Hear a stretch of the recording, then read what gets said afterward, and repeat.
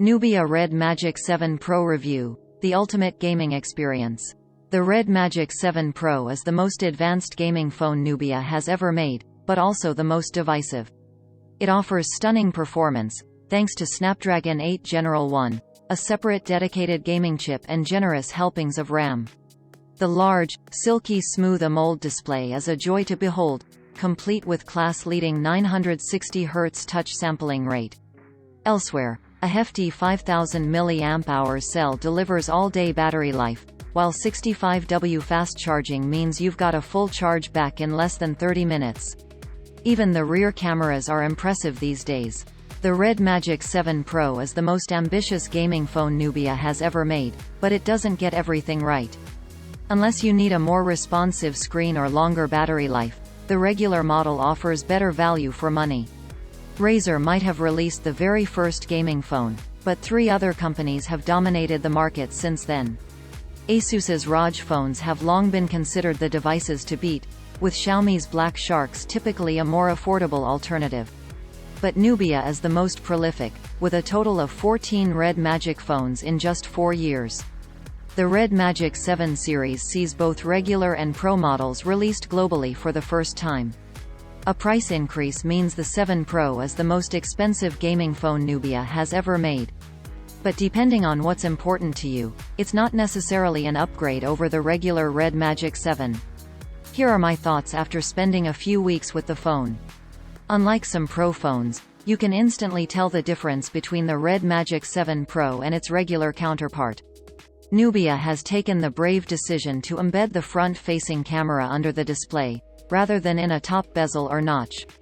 It's completely hidden when using most apps, but you'll probably notice it with the screen off. Initially, I was disappointed with Nubia for essentially downgrading the Red Magic 7 Pro cameras. But that all-screen design does help deliver an immersive gaming experience, and I doubt most gamers will care about lower-quality selfies. It still supports Face Unlock, but I imagine most people will use the optical in-display fingerprint sensor instead. This is easy to set up and has a high success rate. The Red Magic 7 already had slim bezels, but the 7 Pro takes things to the next level. An 87.1% screen-to-body ratio is impressive for a gaming phone, and it allows for the same large 6.8 inches display within a more compact body. It's significantly easier to use one-handed and more pocketable as a result. Compared to previous Red Magic phones, color options on the 7 Pro are more muted. The Supernova model, which exposes some internals, is only available on the top spec model. If 256GB storage is enough for you, Obsidian Black is your only option. Nubia includes a clear plastic case in the box, which does a good job of protecting the most fragile parts of the phone. However, it undoubtedly detracts from the 7 Pro's design.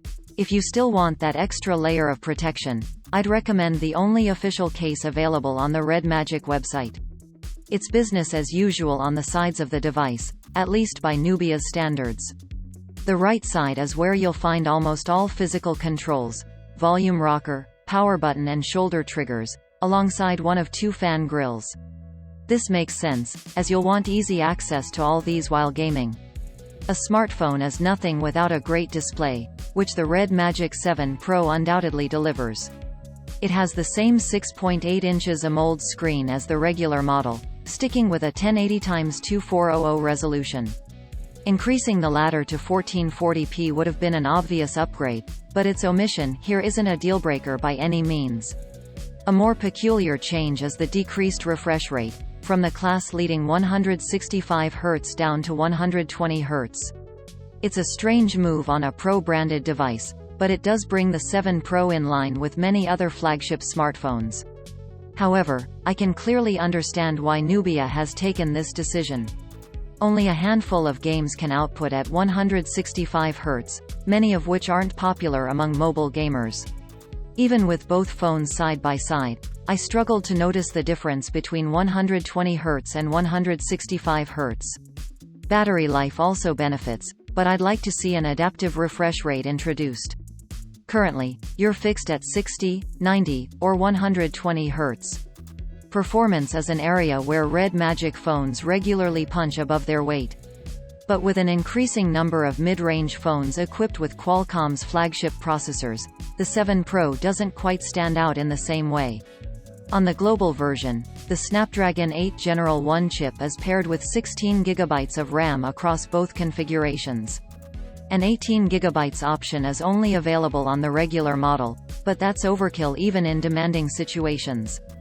You also get Nubia's custom, Red Core 1-foot gaming chip here, which optimizes vibration, feedback, lighting, and sound effects for the best possible gaming experience. Disappointingly, there's still no option for microSD expandable storage. Considering the size of some game files, 256 GB may not be enough space.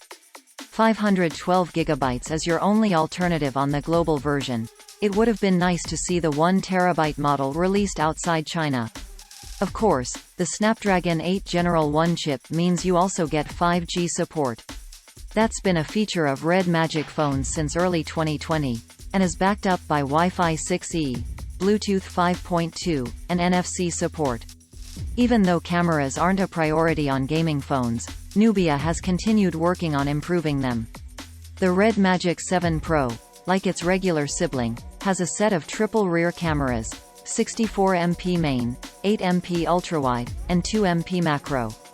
Aside from a slightly longer focal length on the ultrawide, both phones have identical camera hardware.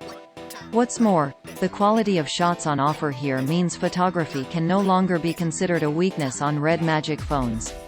They can't compete with the best camera phones around, but it's a big step forward. Provided the lighting is good, that main lens will serve you well. It's particularly adept at landscape shots, which are vibrant, well exposed and offer a decent amount of dynamic range.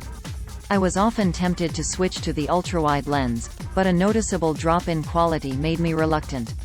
The 7 Pro offers single-tap switching between them within the camera app, as well as 2x and 5x zoom. Without a separate telephoto lens, quality takes a hit, but shots are still usable. The battery on the 7 Pro is a strange one. On the one hand, a 5000 mAh capacity is a clear upgrade onto the 4500 mAh cell in the regular Red Magic 7.